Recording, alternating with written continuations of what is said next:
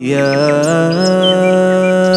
أيها الذين آمنوا كتب عليكم الصيام كما كتب على الذين من قبلكم لعلكم تتقون.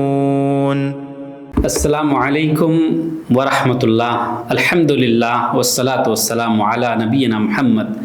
محترم حضرات، رمضان المبارک کے روزے کی چند فضائل آپ مزید اس حدیث پاک سے جانیں کہ کیا کیا اللہ رب العالمین نے روزے دار کے لیے کتنا اجر عظیم تیار کر رکھا ہے، جسے حضرت ابو ہریرہ رضی اللہ تعالیٰ عنہ روایت کرتے ہیں کہ بے شک نبی اکرم صلی اللہ علیہ وسلم کہتے ہیں کل عمل ابن آدم یضاعف، ہر آدم کے بیٹی کی نیکی کو اللہ تعالیٰ بڑھا کر کے دیتا ہے، اور وہ پوری حدیث کے 10 سے 700 گنا تک.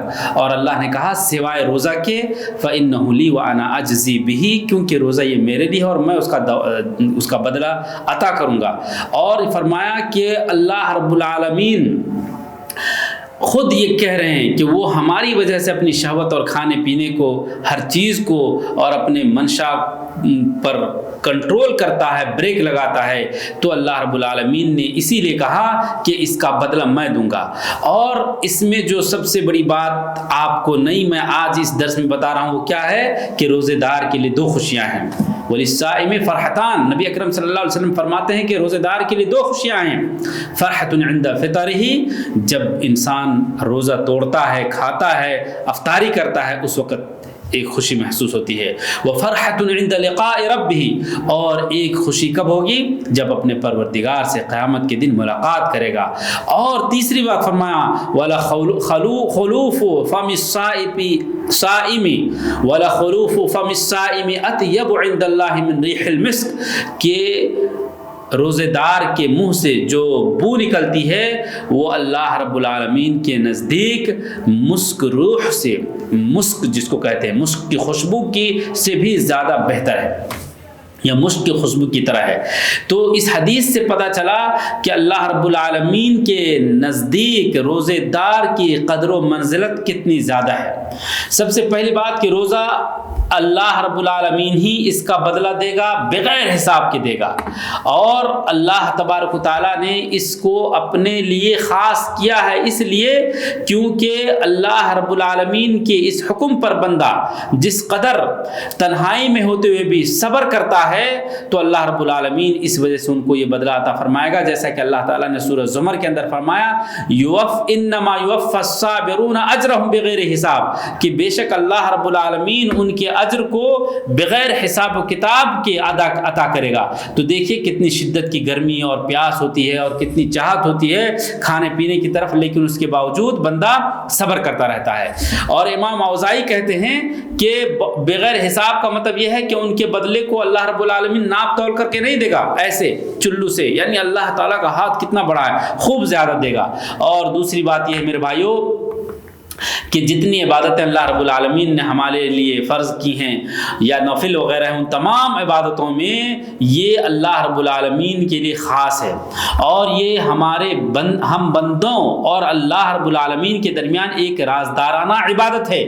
اس کی حقیقت پر مطلع اللہ ہی تعالیٰ ہوتا ہے کہ ہم کتنی اتقاء اور کتنے پرہیزگاری کے ساتھ اس عبادت کو پورا کر رہے ہیں، اور اس میں کسی ریا کا دخول نہیں ہوتا ہے، شمولیت نہیں ہوتی ہے، اس لیے بھی اس کی عظمت بہت زیادہ ہے. اور اللہ رب العالمین کی پاس ملاقات کرنے کی وجہ سے جو خوشی ہوگی اور جو ثواب البندہ پائے گا وہ دیکھ کر کے بندہ خوب زیادہ خوش ہوگا کہ اللہ اکبر، یہ کتنی عظیم عبادت تھی، اور اس کی انتہا نہیں رہے گی خوشی اور سعادت کی. اسی لیے میرے بھائیوں جو بندے کو خوشی ہوگی اللہ رب العالمین کے نزدیک وہ اس وجہ سے کہ وہ بہت زیادہ اجر پائے گا. دوسری خوشی اس لیے ہوگی کہ وہ اپنے جو خوشی ہوتی ہے شام کے وقت جب وہ افطاری کرتا ہے کہ وہ اپنے روزے کو ہر طرح کے مفسدات روزہ سے، جو روزہ کو برباد اور خراب کرتے ہیں، اس سے رکتے ہوئے اور بڑی پرہیزگاری کے ساتھ اور بہت ہی بچا کر کے پورا روزہ کرتا ہے دن بھر، اور پھر جا کر کے شام میں اللہ کی اطاعت کرتے ہوئے افطاری کرتا ہے. اور یہ بات کہ مسک کی روح سے بھی زیادہ خوشبودار ان کے منہ کی بدبو جو روزے کی وجہ سے اور معدے کے خالی ہونے کی وجہ سے ہوا کرتی ہے، وہ اللہ رب العالمین کی جو فرما برداری وہ کرتا ہے، تو اس کی وجہ سے اللہ رب العالمین کے نزدیک اس کی عظمت یہ ہے۔ ورنہ دنیا میں دنیا داروں کو تو اس کی بدبو تو بدبو ہوتی ہے، لیکن اللہ رب العالمین کے نزدیک وہ مشک کی روح خوشبو کی طریقے سے خوشبو انسان کی منہ کی بدبو کرے گی۔ اور میرے بھائیوں، یہ فضائل اس لیے ہے کہ بندہ کیونکہ پورے اخلاص کے ساتھ اللہ رب العالمین کے لیے اطاعت و فرما برداری کرتا ہوئے، عبادت کرتے ہوئے اپنے کھانے پینے اور مجامعت اور اپنے بیوی وغیرہ سے ملنے جلنے کو، جس کی وجہ سے روزہ ٹوٹ جاتا ہے، ان تمام اعمال کو چھوڑتا ہے۔ اور اسی لیے نبی اکرم صلی اللہ علیہ وسلم کہتے ہیں کہ اللہ تعالیٰ نے فرمایا من لم یدع قول الزور، اللہ کے رسول صلی اللہ علیہ وسلم فرماتے ہیں من لم یدع قول الزور والعمل به والجهل فليس لله حاجة في ان يدع طعامه وشرابه، کہ کوئی اس بندہ جھوٹ بولنا نہ چھوڑتا ہے اور جہالت اور نہیں چھوڑتا ہے، جھوٹ کے کرتوت کو نہیں چھوڑتا ہے، تو اللہ کو کوئی حاجت نہیں ہے کہ اپنے کھانے پینے کو چھوڑے۔